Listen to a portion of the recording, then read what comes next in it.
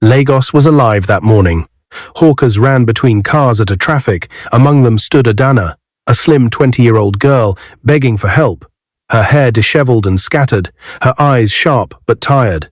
She clutched a small nylon bag of drugs and bread rolls, her morning's hustle to keep her sick mother alive. Then, suddenly, the crowd gasped. Out of the sleek, Rolls-Royce Phantom that had pulled up near the underbridge stepped none other than Johnson Okafor, the billionaire CEO of Johnson Autos. At just 32, he was the face of luxury in Lagos, owner of car showrooms across Nigeria, a man whose name made reporters chase headlines and young women dream of fairy tale weddings. But today, Johnson was not in Banana Island among chandeliers and golden staircases. He was here, at the dirty underbridge where Adana lived with her mother on flattened cartons. The crowd froze as Johnson, dressed in a well-tailored navy blue suit, gold wristwatch glinting in the sun, walked straight toward Adana. Cars honked, but no one moved. Pedestrians slowed down, craning their necks. Some began recording with their phones. And then, Johnson did the unthinkable. He dropped to one knee, right there on the dusty pavement. From his pocket, he brought out a small velvet box. Inside, the diamond ring sparkled brighter than the morning sun. "Adana," Johnson said, his deep voice shaking. "Will you marry me? Leave this life behind. Let me take you away from here. Let's start fresh. Let me give you the dream you deserve." The underbridge erupted into murmurs and whispers. "A homeless girl," someone muttered. Did Johnson lose his mind? Another said, "Ah, this Lagos will not kill somebody." Phones flashed, fingers pointed. All eyes were on the frail girl in a faded dress, standing in front of a billionaire kneeling at her feet. Adana's lips parted, her chest rising and falling. She stared at Johnson like she couldn't believe what she was seeing. She glanced at the diamond ring, then at the billionaire's earnest eyes. For a moment, it looked like she might faint, and then she shook her head slowly. I can't marry you. I'm sorry." The crowd roared in disbelief. What? Did she just reject him? A homeless girl rejecting Johnson. The billionaire? Even Johnson froze. His jaw tightened, his hand holding the ring trembled slightly. He had expected shock, maybe hesitation, but not outright rejection. Trying to steady his voice, he asked, "Why? Why would you say no, Adana? What reason could be so strong that you would turn down everything I am offering you?" Adana's eyes filled with tears. Slowly, she raised her trembling hand and pointed to a corner under the bridge. There, lying on a worn carton, was a frail woman, her mother, Madame Sandra. Her breathing was shallow, her skin pale, her lips cracked. "That's my mother," Adana whispered, her voice breaking. "She's all I have left in this world. She's sick, she's dying. I beg every day just to buy her food and medicine. How do you expect me to leave her here and marry you? I can't leave her. I won't." The crowd went silent. Not even the honking cars disturbed the moment anymore. Some people wiped tears from their eyes. Others shook their heads in shock. Johnson's own eyes grew wet. He stared at the sick woman on the ground, then back at Adana. For the first time in years, the billionaire felt his heart ache, not because of money, betrayal, or pride, but because of raw human pain. Without another word, Johnson closed the ring box and stood up. The crowd thought he was walking away, but instead he strode to where Madame Sandra lay. Gently, he bent down and lifted her weak body in his strong arms. Gasps filled the air. "Adana," he said firmly, "get in the car. We are going to the hospital. Your mother will not die here, not while I'm alive." Adana covered her mouth with her hands, tears rolling down her cheeks. She hesitated for a moment, then rushed after him. The Rolls-Royce door closed, and in seconds, the billionaire, the homeless girl, and her dying mother sped off toward the Federal Medical Center, Lagos. The crowd remained stunned, replaying what they had just witnessed. A homeless girl rejected a billionaire. One man muttered, shaking his head. "Her reason, it touched my soul." Another replied, voice heavy. "God works in mysterious ways," a woman whispered, clutching her chest. But for Johnson, the story had only just begun. The hospital doors flew open with a hard push. Nurses in green scrubs hurried forward. The smell of disinfectant and the sound of beeping machines wrapped around the waiting area like a tight rope. Johnson carried Madame Sandra in his arms as if she was light as paper. Adana ran beside him, whispering, "Mama, please, please stay with me. Emergency. Get a trolley." A nurse called. They rushed down a bright hallway. Johnson laid Madame Sandra gently on the trolley, and the staff wheeled her toward the red emergency sign. A nurse stopped Adana with a hand on her shoulder. "You can't go in," she said kindly. "Please wait." Adana's eyes filled with tears. Johnson stepped forward. "Anything she needs, give it," he told the nurse, voice firm. "Tests, oxygen, medicines, put everything on my account." "Sir, we'll need a guarantor's signature," another nurse said, holding a clipboard. Johnson didn't even glance at the fine print. He signed. Then he turned to Adana. "She is in good hands. I promise." Those next hours felt like days. Adana sat on a hard plastic chair, fingers twisting her scarf. Johnson sat beside her, calm but worried, his phone silent in his pocket. People slowed when they recognized his face. A few whispered, "Is that Johnson? From Johnson Autos?" But no one came close. The sight of the homeless girl and the billionaire sitting shoulder to shoulder kept them quiet. A doctor came out at last.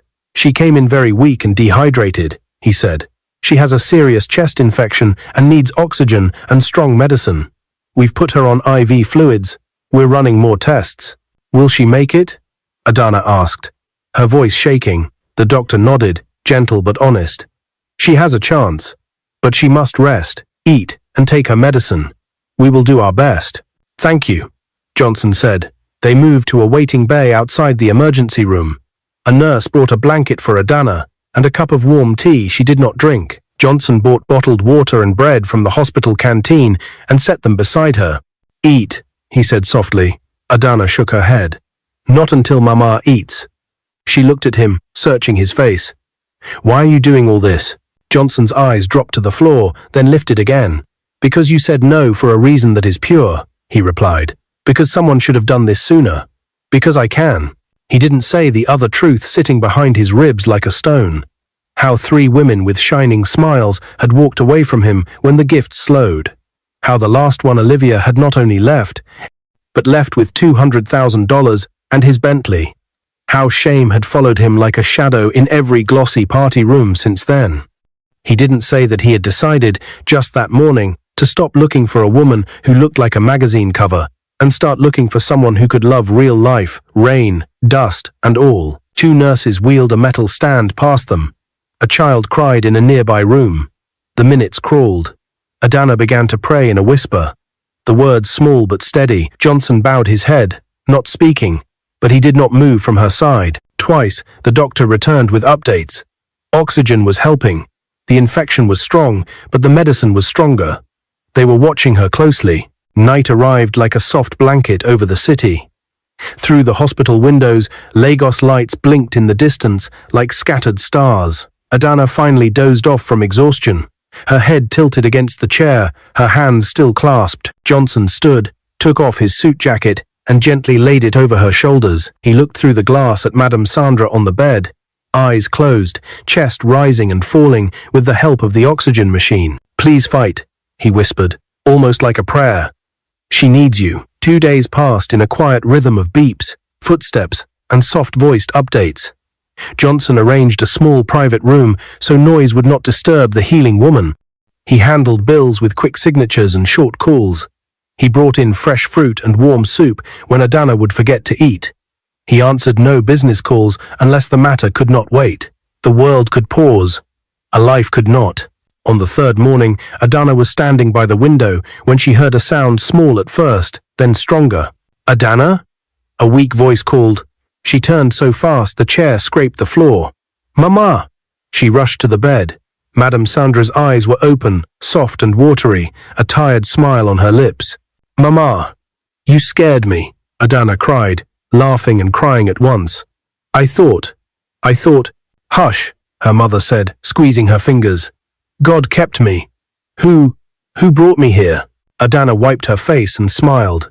"It was Johnson," she said, "the billionaire. The owner of Johnson Autos. He saw us and helped us." Madame Sandra's eyes moved to the doorway. Johnson was standing there, a little shy for the first time. He stepped in and bowed his head in respect. "Thank you, sir," she whispered. "I have no words." "You don't need words," Johnson said softly. Just your strength back. The doctor came in, smiling. Good news. She is responding well. If she continues like this, we can discharge her tomorrow with the right medicines and a strict rest plan. Adana gripped her mother's hand. Did you hear that? We can go home. Johnson's face grew serious. You are not going back to the underbridge, he said gently but firmly. You will both come with me. I have space. I have help. I have a safe place for you. Adana opened her mouth to protest, then closed it. She looked at her mother. Mama, what do you think? Madame Sandra was quiet for a long moment. She looked at her daughter's thin cheeks, the lines worry had drawn there. Then she turned to the man who had carried her like a child and fought for her like a son. For now, she said, we accept. Until I can walk strong. Johnson's shoulders loosened and a small smile touched his face. Good. The next day, papers were signed. The nurses hugged Adana and waved to Madame Sandra. A security man helped with a wheelchair. When they reached the hospital entrance, Adana saw the Rolls-Royce waiting. She turned to her mother with wide eyes. We are not dreaming, Madame Sandra said with a tiny laugh. Lagos rolled past their windows markets, yellow buses, boys selling phone chargers, men pushing wheelbarrows. Then the roads grew smoother. Trees lined the street. Sea air drifted in. Tall white gates stood ahead with guards in neat uniforms. Banana Island, Adana whispered, pressing her face to the glass. They drove through a quiet world where the grass was always trimmed, and the houses rose tall and bright. Johnson's home stood at the end of a clean lane, sunlight glittering on the water behind it. The door opened before the car stopped, and staff in simple uniforms came out, faces warm. Welcome, Ma. They greeted Madame Sandra. Welcome, miss. Inside, the light was soft and golden. A big living room with soft chairs, a piano in the corner. Family photos that showed a younger Johnson in dusty workshops beside shiny cars. He wasn't only a man in suits, he was a builder too. He led them down a hallway. Madame Sandra, this is your room, he said, opening a door to a neat space with a wide bed and white curtains that floated in the breeze. Adana, yours is next to hers. Adana stood on the threshold, speechless. A little table, a clean wardrobe, a window that showed the water. You don't have to be afraid here, Johnson said. Rest, heal. They settled in. A nurse came by in the afternoon to check on Madame Sandra and explain the medicine schedule. The cook asked what they liked to eat. When the sun dipped low, turning the water orange, Johnson knocked on Adana's door. She stepped out quickly. Yes? Tomorrow we will go out, he said, almost shy again.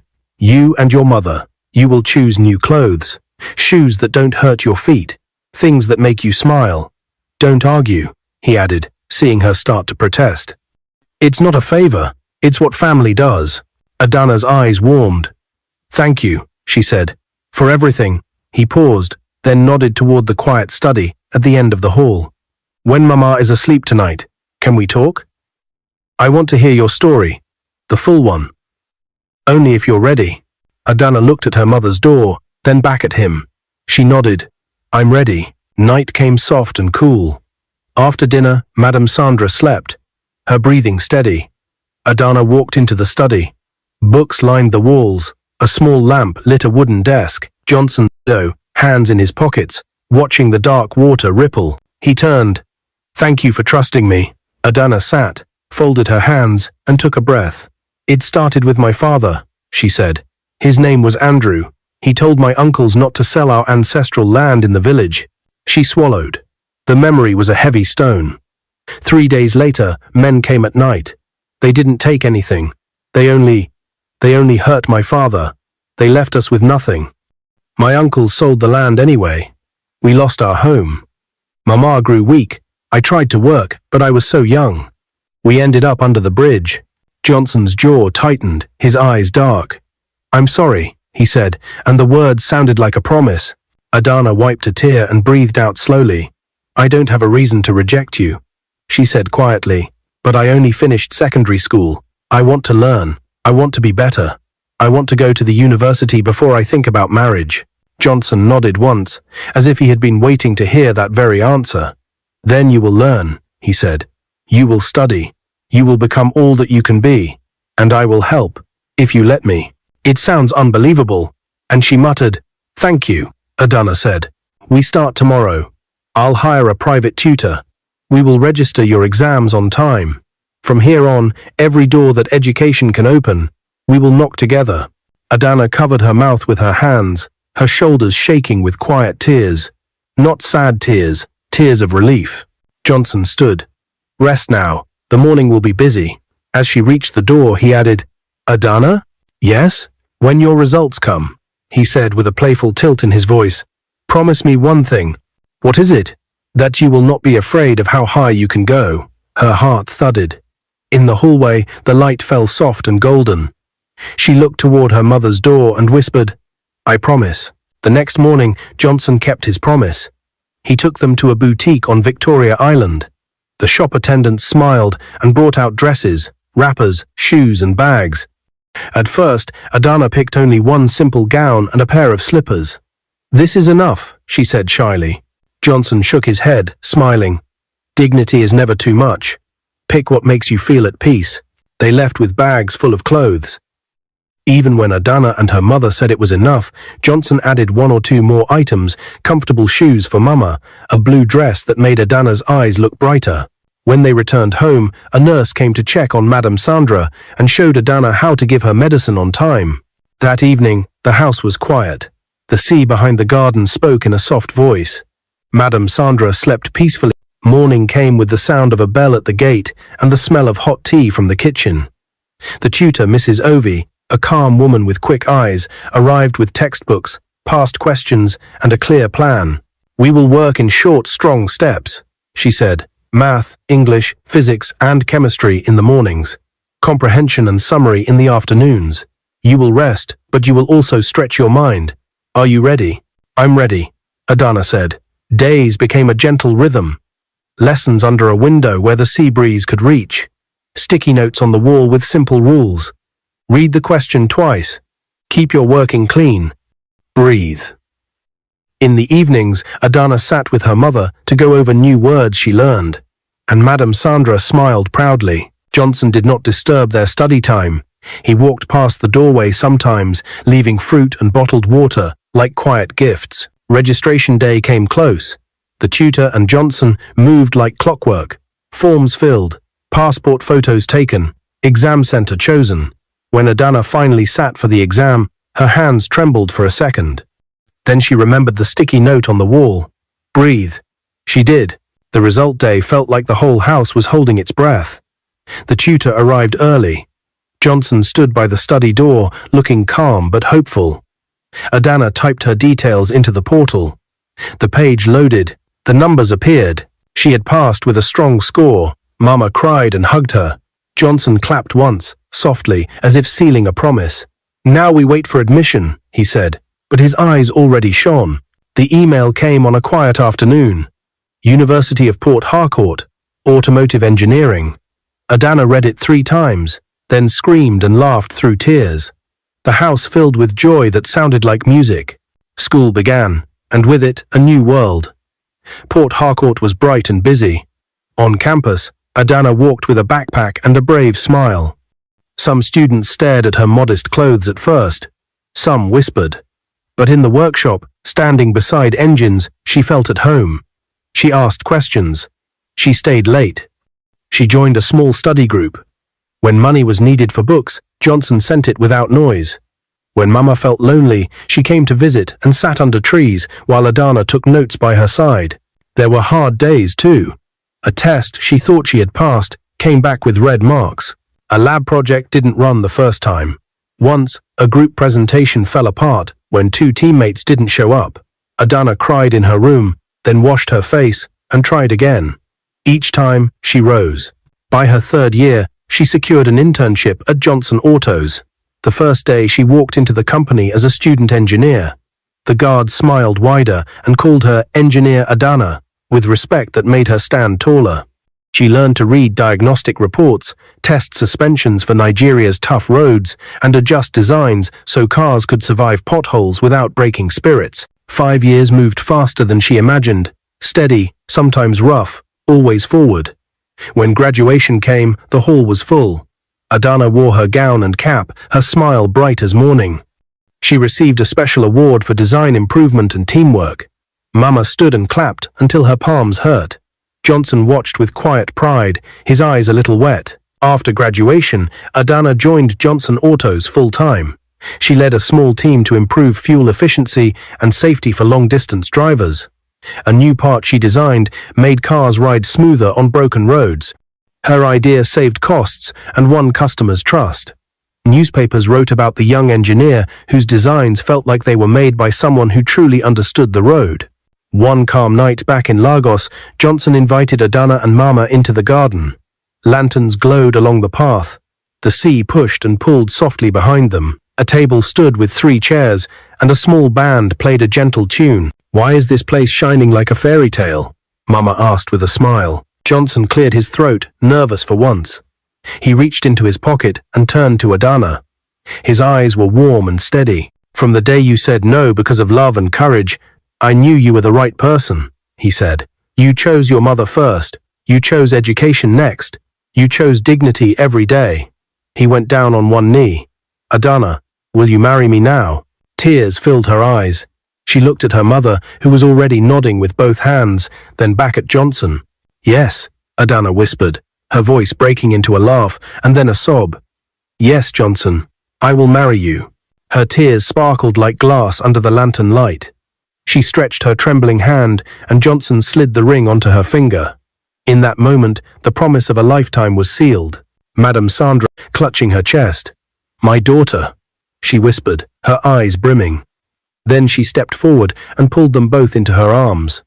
The 3 of them stood in the garden, billionaire, homeless girl, and frail mother, locked in an embrace that carried the weight of suffering, rescue, and redemption. For Johnson, it was not just a victory of love, it was healing. For Adana, it was not just a proposal, it was dignity restored. For Mama Sandra, it was a second chance she never imagined she would live to see. Lagos buzzed for weeks with news of the upcoming ceremony. Headlines blazed across newspapers and blogs. Johnson Okafor, set to wed girl from Underbridge. Billionaire marries love, not class. The wedding that will stop Lagos. Designers, florists, and planners worked day and night. Invitations, embossed with gold, arrived in the homes of senators, governors, and foreign dignitaries. Banana Island itself seemed to prepare for the spectacle, but for Adana, the days leading up to the wedding were quieter. She sat with her mother, trying on gowns, practicing her walk, and sometimes crying into her hands when memories of the Underbridge flashed in her mind. "Mama, how is this real?" she asked one evening, touching the flowing lace of her wedding dress. Mama smiled softly. "Because grace makes the impossible possible. You stayed true to me. You said no when the world expected you to say yes. And see what God has done." On the wedding morning, the church bells rang long before dawn. The venue, decorated with white roses and golden drapes, glittered under the sunlight. Guests filled the pews in dazzling outfits, gilet tied high, agbada flowing wide. Choir voices floated through the air like sweet smoke. Johnson stood at the altar, handsome in a white tuxedo with black trim. His usually calm face trembled with nerves. For the first time in his life, he felt truly unworthy because love was a gift, not a purchase. Then the doors opened. Adana walked in, her hand gently held by her mother's. She wore a pure white gown that shimmered like morning dew. Her veil floated, her smile trembled, her eyes glistened with tears. Gasps rippled through the church. Even the richest guests, used to diamonds and chandeliers, whispered, "She looks like grace itself." Johnson's breath caught. For a moment, he forgot the guests, the cameras, the choir. There was only her, the girl who once stood on a dusty roadside with torn slippers, now walking toward him like a queen. At the halfway point, Mama paused, her eyes wet. "My daughter," she whispered, squeezing Adana's hand. "From carton to carpet, from Underbridge to altar. Walk strong." Together, they reached Johnson. Mama placed Adana's hand into his. "Take care of her," she said simply, but her voice shook with meaning. The ceremony was a tapestry of emotion. The priest spoke of love that endures storms, of choices that honor family, of second chances. When Johnson and Adana exchanged vows, their voices broke with tears. The crowd leaned forward, some wiping their eyes. "I will love you in rain and sun," Johnson said. "In wealth and in need, in joy and in pain. I will not only give you a house, but a home. Not only a ring, but my heart." Adana's tears spilled as she answered, "I will stand by you in light and in shadow. I will honor you, not because of what you own, but because of who you are. And I will love you not only with my heart, but with my life." When the priest declared them husband and wife, the church erupted in cheers. The choir burst into song, cameras flashed. But for Johnson and Adana, the world blurred. They kissed, and it felt like closing a chapter of pain and opening a book of promise. The reception was held in the grandest hall Lagos had ever seen, draped in silk and glowing with chandeliers. The cake rose 5 tiers high, laced with sugar roses and gold beads. Guests dined on jollof, grilled fish, and champagne that never seemed to run dry. But the moment that silenced the hall was Mama's speech. She stood slowly, her wrapper bright and her head tie bold. The hall grew still as she took the microphone. "My name is Sandra," she began, her voice gentle but firm. "There was a time the world forgot me and my only daughter. We slept on cartons under a bridge. We begged strangers for bread. When rain fell, we held nylon over our heads. When sun burned, we had no shade, and many walked past us, pretending we did not exist." Murmurs spread through the hall. Some guests lowered their eyes, ashamed of memories of people they too had ignored. "But one morning," Mama continued, "this man came down from his Rolls Royce and knelt before my daughter with a ring. She said no because she would not leave me behind. She said no, not because she did not love him, but because she loved me more. And this man, instead of walking away, he carried me. He carried me into a hospital, into a home, into hope." Tears rolled down her cheeks. She looked at Johnson and Adana, her eyes glowing. "Today, I am watching that same man marry my child. This is not just a wedding. It is a story of grace, of second chances, of love that lifts the forgotten." The hall exploded with applause. Even the wealthiest guests dabbed at their eyes with fine handkerchiefs. Cameras captured every tear. Married life began with joy and quiet strength. Adana moved into her new role with grace, balancing her work as an engineer at Johnson Autos with her duties as a wife. Johnson found peace he had never known before. Business deals no longer defined him. Coming home to laughter and simple meals did. Mama lived with them, her health stronger than ever. She often sat in the garden, humming songs of gratitude, watching the ocean that had once been out of reach but was now part of her daily view. A year later, the house filled with new cries, not of sorrow, but of life. Adana gave birth to a baby girl with round cheeks and tiny fists that curled around their fingers. "What shall we name her?" Johnson asked, his voice hushed as he held the child. Adana looked down at the baby, her eyes overflowing. "Grace," she whispered. "Because it was grace that found us, grace that carried us, grace that brought us here." Mama clapped her hands in joy, singing an old lullaby through tears. "Grace it is," she said. The baby gurgled, as if agreeing. Sometimes, at night, Adana stood by the nursery window, rocking Grace in her arms. She thought back to the underbridge, the cold nights, the fear, the hunger. She remembered the dusty cartons, the sound of buses rushing past, the shame in people's eyes when they refused to look at her. And then she looked at her life now. A husband who loved her for who she was. A mother smiling in peace. A daughter named Grace asleep against her chest. One night, Johnson came behind her, wrapping his arms gently around her waist. Together, they watched the waves roll in. "Do you regret saying no that day?" he teased softly. Adana smiled. "No. That no was the path to this, yes." They kissed, and the house filled with the quiet music of 3 generations, of survival, of love, of grace crowned with joy. What is your view about this story? Where are you watching from? If you enjoyed this story, comment, share, and subscribe to our channel for more interesting stories.